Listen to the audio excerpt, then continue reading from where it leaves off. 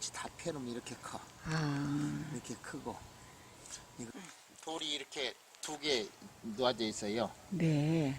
근데 두 손으로 그 돌을 잡고 네. 이게 돌리면 시계 방향으로 가서 이제 절 3번 하고 소원을 빌고 돌을 잡고 이게 살짝 돌리면은 돌이 딱 그 밑에 돌하고 붙어서 떨어지질 않아. 처음엔 지자체로 내리는 게 맞는 거잖아요. 그렇죠. 그러니까 이거는 종교장에서 대적 문화재로서 보겠다는 어떻게 보면 의지라고 볼 수 있기 때문에 저는 그렇게 생각합니다. 이게 불교 문화재가 정이고요. 다음 달 같은 경우는 7월 6일날 저희가 이제 공연 프로그램 진행하고 요것도 이제 슬슬 외국인 환승객 프로그램, 요건 외국인 저기 오늘 오신 환승객분들 같은 분들 있잖아요.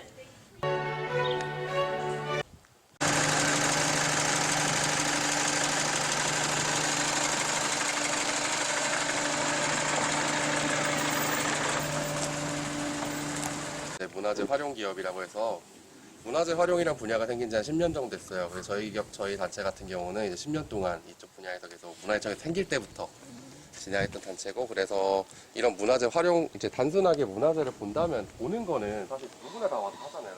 단지 문화재 활용 사업이란 게 하나의 맥으로 이어져 내려오다가 지금은 이제 문화재 종류에 따라 좀 분화가 됐어요. 그래서 생생문화재, 일반적인 문화재는 생생문화재, 그리고 향교서원을 다는 향교서원 문화재 사업. 올해 용궁사 같은 경우 올해 1000년 차예요. 그리고 저희 같은 경우는 지금 근처에 있는 호합사에서도 이 사업을 진행을 하고 있고요. 저희 사업의 테마는 저희와 그리고 문화재청에서 주최하는 이 전통사 문화재 활용 사업의 취지는 불교 문화재를 일반 대중들이 종교와 상관없이 와서 향유할 수 있게 하자라는 게 가장 큰 축이라고 볼 수 있고요. 안쪽으로 약간 항아리 모양대로 떨어진 경우가 많아요. 근데 사실 이거는 되게 그냥 형태적인 의미뿐이고, 가장 중요하게 우리나라 종과 외국 종을 구분하는 가장 큰 것 중에 하나는 바로 위에 있는 용 모양? 네, 이 용의 모양입니다. 보통 우리나라 같은 경우, 우리나라 전통종들 같은 경우는 용의 모양이 한 마리만 이렇게 돼 있어요. 되게 불규칙하게 비대칭적으로 되어 있는데, 외국 종들 같은 경우는 이게 쌍용이라고 해서 용 2마리가 이렇게 안고 있어요, 대부분이. 혹시 그 이유를 혹시 아실까요? 신라시기라고 합니다. 그 통일신라 시기에 어떤 설화와 연관이 있습니다. 네, 어떤 식물의 모양과 유사하게 생겨 있습니다. 연꽃 그러면은 동해 용왕이 보낸 용이 와서 좀 위태할 적에 울어주는 네, 거. 대나무를 알아주는 거. 주어서 신문왕이 피리를 만들어서 불었더니 외적이 물러가고 병이 낫고 라는 설화가 있잖아요. 그 만파 연곽이라고 하고요. 안에 가운데를 하나의 형태를 이루고 있는데, 여기서 중요한 게 뭐냐면은 일제강점기 시기에 일본이 들어오면서 이 연곽과 이 연꽃의 이름이 변경되었습니다. 비약천인상이라고 하는 형태인데 이제 선녀와 신선입니다. 근데 불교의 종에 이런 게 있다? 이 용의 이름이 혹시 뭔지 아시나요? 얘가 생긴 거와 이렇게 무섭게 생기고 생긴 거와 다르게 겁이 굉장히 많아요. 둥그렇게 만든 이유가 고래 형상을 띈 거예요.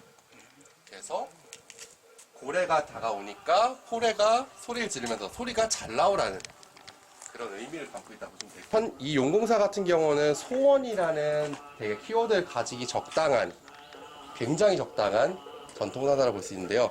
그 이유를 지금부터 제가 설명을 드리겠습니다. 할머니 나무, 할아버지 나무라고 하는데 요 나무들조차도 소원에 대한 일화가 전해져 내려오고 있습니다. 어딜 가나 똑같은 설화긴 하지만 한번 다시 들어보시면은 언제 정확하게 지었는지는 명확한 기록이 남아있지 않습니다. 하지만 소원이란 거에서 가장 중요한 포인트는 누군가 이뤘어야겠죠, 소원을. 그러니까 단순하게 그냥 누가 그냥 그랬다더라가 아니라 실질적으로 보여주는 게 있어야지, 아, 여기가 정말 소원이 맞는구나, 소원을 들어주는구나를 확실히 알 수 있겠죠. 흥선대원군 이하응의 호가 석파입니다. 자, 그럼 대원군이 여기다가 현판을 왜 내렸냐? 왕족이. 대군산에 대군사라고 해서 이 사찰은 있었습니다. 이 영종도에 어부 손씨라는 사람이 살았다고 해요. 지금 여기 있는 소월가람도 같은 경우는 조선시대 만들어진 소월가람도입니다. 정치유신 이후에 우리나라, 일본이 가장 만만하게 받은 나라는 어디였을까요? 가운데로 오시죠.